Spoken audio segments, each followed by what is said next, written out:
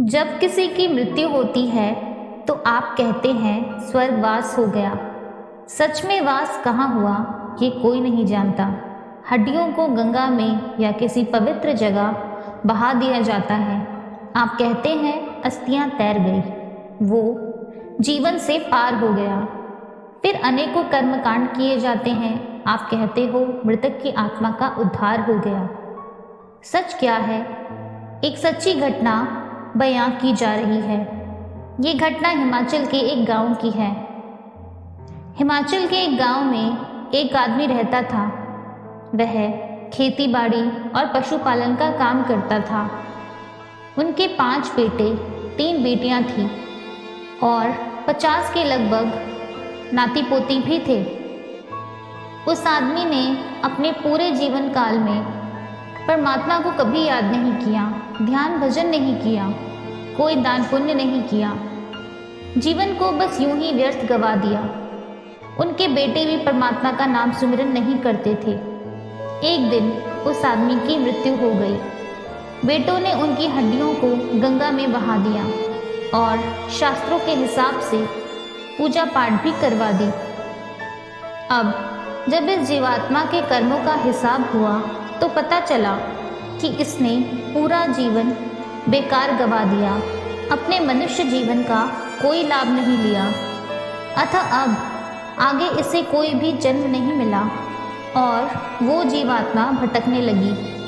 कभी कभी अपने परिजनों के सपनों में वह आता था और कहता, मैं भूखा हूँ और प्यासा भी। बहुत साल बीत गए। इस बुजुर्ग का एक पोता परमेश्वर की राह पर चल पड़ा। वह ध्यान भजन करने लगा। अब ये बुजुर्ग अपने इस पोते के सपने में आने लगा। जब ये बार बार सपने में आने लगा तो पोता डर गया। वह अपने गुरु के पास गया और बताया कि मेरे दादाजी तो 26 साल पहले ही मर गए थे।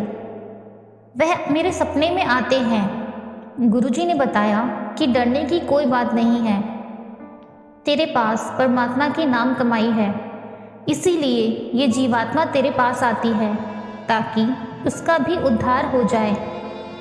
गुरु ने ये भी कहा, कुछ दिन उस जीवात्मा के लिए सिमरन करो। पोते ने ऐसा ही किया, मगर वो बुजुर्ग फिर भी सपने में आता रहा। एक दिन रात के 12 बजे उस बुजुर्ग का पोता बिस्तर पर सोने की कोशिश कर रहा था कि वह बुजुर्ग आ गया। पोते ने कहा, मेरा पीछा छोड़ दो, मुझे तंग मत करो। तब बुजुर्ग ने कहा, मैं भूखा हूँ, मुझे खाने को कुछ भी नहीं मिलता।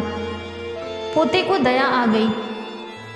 उसके मुंह से निकल गया कि मैं परमात्मा से प्रार्थना करूँगा कि आपके लिए कुछ करें। पोता उसी वक्त बिस्तर से उठ गया और परमात्मा की याद में बैठ गया। पोते ने प्रार्थना की, अगर तू चाहता है तो इस जीवात्मा का उद्धार कर दे। उस दिन के बाद वो बुजुर्ग नहीं आया। 1 साल बाद उसने बताया कि मुझे नीले काले रंग के बछड़े के रूप में जन्म मिल गया है। अगर हम समय की कदर नहीं करेंगे तो समय हमारी कदर नहीं करेगा। अपने जीवन काल में अगर हम कोई भी अच्छा काम, दान पुण्य, ध्यान भजन कर लेंगे तो वही हमारे काम आएगा। मृत्यु के बाद फिर चाहे कुछ भी कर ले, वो आपके काम नहीं आएगा। परमेश्वर का ध्यान सुमिरन, परमात्मा की राह, ये सबसे उत्तम रास्ता है।